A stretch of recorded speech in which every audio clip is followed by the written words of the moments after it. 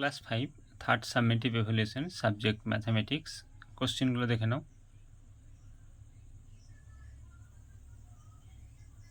কোশ্চেনগুলো প্র্যাকটিস করবে, না পারলে কমেন্টে জানাবে।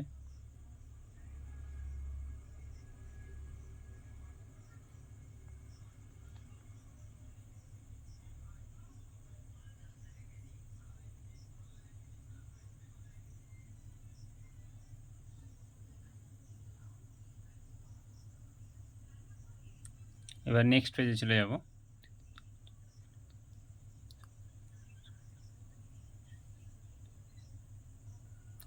আগের পেজেই বলে দেওয়া ছিল প্যাটার্নটি সম্পূর্ণ করবে,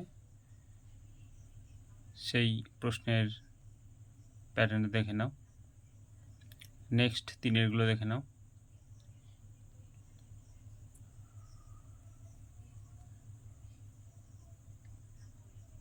চারের সরল করো।